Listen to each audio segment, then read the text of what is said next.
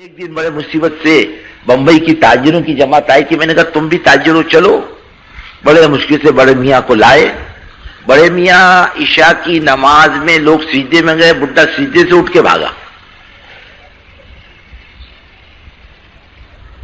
تھوڑی دیر بعد اس کا لڑکا ہے, میرے باپ کے جوتے کا. میں نے کہا میرے کو کیا تیرے باپ کے جوتے کا ڈھونڈ. ایسا حال. حضرت مولانا یوسف صاحب رحمۃ اللہ علیہ کا اجتماع تھا مالیگاؤں میں. میں گیا ملاقات کے لیے. کیوں آئے؟ اور دیکھو ایک بات سن لو میرے, پہلی سن لو. بولے کیا بات سننی؟ میں مولویوں کو اندر کے جیب میں رکھتا ہوں. بولے یہاں. میں نے کہا ٹھیک ہے, ایک میرے کو بھی رکھ لو. تم کیوں آئے ہو؟ میں نے کہا دیکھو حضرت کا اجتماع ہے. کہاں؟ مالیگاؤں میں. آپ 3 دن کے لیے چلو تو مناسب ہے. کیا ہوگا؟ اللہ اس کے رسول کی بات ہوگی. اور میرے کو کچھ بات سمجھ میں نہیں آئی. میرے کو اس کو ہم کیا کریں, کوشش کرو سمجھنے کی, جمنے کی کوشش کرو. اچھا بولے میں چلوں گا 3 دن کے لیے. پھر وہ کھانے کا ڈبہ, وہ پان کی وہ کیا بولتے ٹوکری چھوٹی سی, یعنی پوری دنیا بڈھا لے کے چلا. اب اس کو لینے کے لیے گئے. پیسنجر چلتا تھا پونا سے. اس زمانے میں کیا گاڑیوں کا کوئی انتظام تو تھا نہیں. 1-2 بوگی کر لی تھی من مار تک. 2:30 بجے چھوٹتے, 3 بجے چھوٹتی تھی اس زمانے میں. پیسنجر بمبئی سے آتی تھی. اب ہم لوگوں نے ٹکٹ لے لی تھی, بوگی کر لی تھی. میں نے کہا چلو بڑی میاں گاڑی کو صرف آدھا گھنٹہ باقی, گاڑی آنے والی ہوگی. آتا ہوں. ڈبہ بھر کے لیا اور سب پان کا انتظام کیا. اب بھائی سے گلے مل کے رو رہا, بیٹے سے گلے مل کے رو رہا. میں نے کہا اے اللہ, یہ مرے گا تو بڈھا کیسا مرے گا سمجھ میں نہیں آتا. گھر سے نکلنے کو تیار. بیٹے کے گلے لگ کے رو رہا. بھائی میں نے کہا نکلو جلدی کرو, گاڑی چھوٹنے کا ٹائم ہوگا, میں تم کو چھوڑ کے جاؤں گا. نہیں تمہیں کہ تم کو کاٹنے کو لے جا رہے. بڈھا اتنا رو رہا گھر کے اندر. بڈھا نکلا, بڑے مشکل سے نکلا. اور ایک کمال کیا اس بڈھے نے. بیٹے سے کہہ دیا میرے کو کھانا یہاں لا کے کھلا دینا, چائے یہاں پلا دینا, میں باہر نہیں جاؤں گا مسجد سے. تمام مسجد میں بڈھا جما رہا. دوسری دن اتوار کے دن میرے کو کہا حضرت سے ملاقات کراؤ گے؟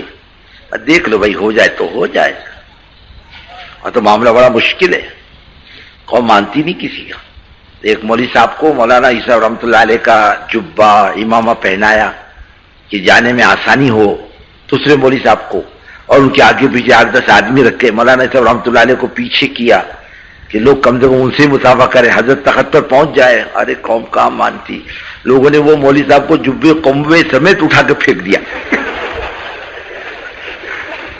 اور قوم حضرت پر ٹوٹی. کا معاملہ تو ایسا چل رہا. بولے دیکھو ملاقات ہو جائے تو بہت اچھا. چلو اب کہ حضرت بیعت کے لیے لوگ جمع ہو رہے تھے. بیٹھ جا, کیا ہو رہا؟ میں نے کہا تم بھی بیٹھ جاؤ, دیکھو کیا ہو رہا, تم بھی کر لینا. پھر حضرت نے بیعت سے پہلے تھوڑی بات چیت کی ہے. اس کے بعد میں وہ رسیاں پھیلا دی, بھائی پکڑ لو اسے. بولے میں بھی پکڑوں. میں نے کہا پکڑ لو. بڈھے نے پکڑ لیا. اور اللہ والوں کا تعلق بڑا کام آتا ہے, نسبت بڑی کام آتی ہے.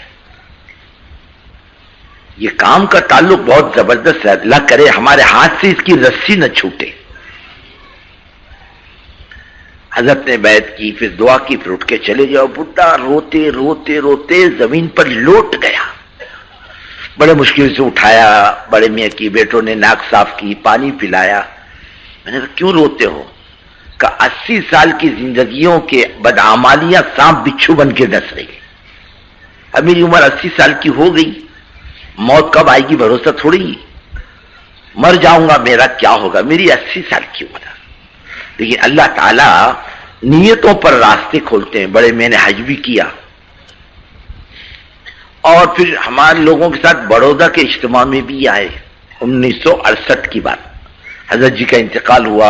ہمارے دوسرے حضرت جی رحمۃ اللہ علیہ کے زمانے میں بڑے میاں گئے, واپس آئے. منگل کے دن قرآن شریف پڑھتا تھا بڈھا. 28 پارے ہو گئے تھے بڈھے کے.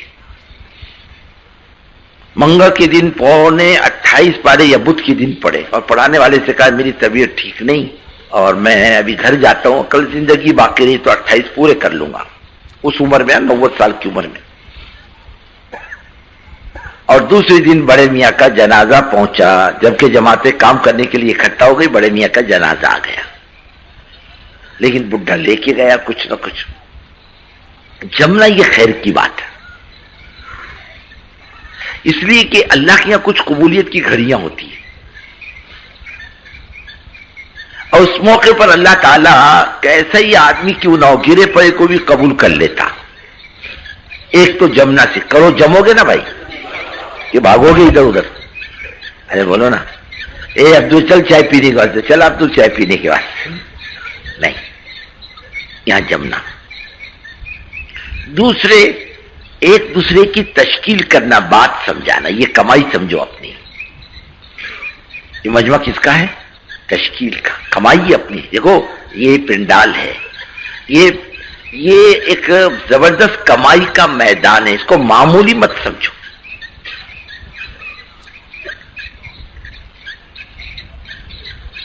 دنیا بھر کی کمائی کر سکتے ہو آپ۔ ہر ایک آدمی کی آپ نے ذہن بنایا، تشکیل کی، اسے آمادہ کیا، کھڑا کر دیا اس کو، اس نے کہا لکھو بھائی میرے 4 مہینے انشاءاللہ میں جاؤں گا۔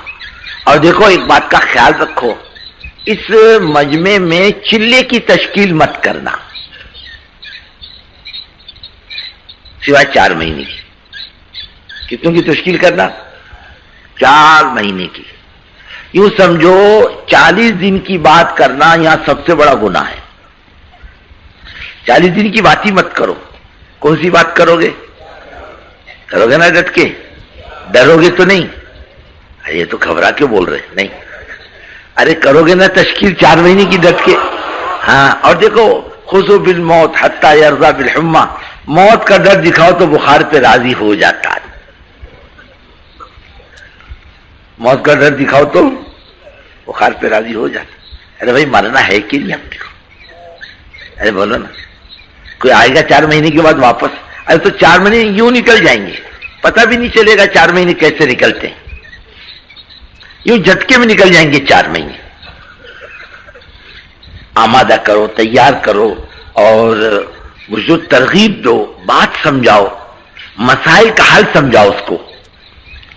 یہ کمائی سمجھو اپنی۔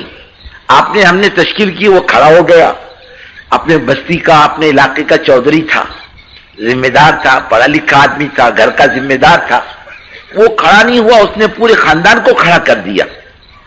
کمائی ہوئی نہیں، وہ لوگ خالی نماز تھوڑی پڑھیں گے، ارے ان کے گھر میں ماحول بنے گا، نماز زندہ ہوگی، تعلیم زندہ ہوگی، تسبیح تلاوت کا رواج زندہ ہوگا، زکوٰۃ دینے کا رواج زندہ ہوگا، حج زندہ ہوگا، گھر کا ماحول بنے گا، گھر کی فضائیں بنے گی اعمال کی لائن سے۔ یہ کمائی ہے اپنی۔ یہاں ایک مرتبہ پربھنی میں پرانوں کا جوڑ تھا، ہم لوگ رات کی بس سے آئے، فجر کی بات کی مجلس تھی۔ ایک آدمی کہاں سے آیا واللہ علم، میں بھی نہیں جانتا۔ اجتماعی قربانی 2024 اپنے شہر میں رہتے ہوئے ہمارے ذریعے قربانی کروائے۔ آپ کی قربانی ہوں گی اور گوشت غریبوں میں تقسیم کیا جائے گا، جس کی باقاعدہ ویڈیو ریکارڈنگ کری جائیں گی، جسے آپ دیکھ سکتے ہیں۔ حصہ بک کروانے کے لیے اس نمبر پر رابطہ کریں۔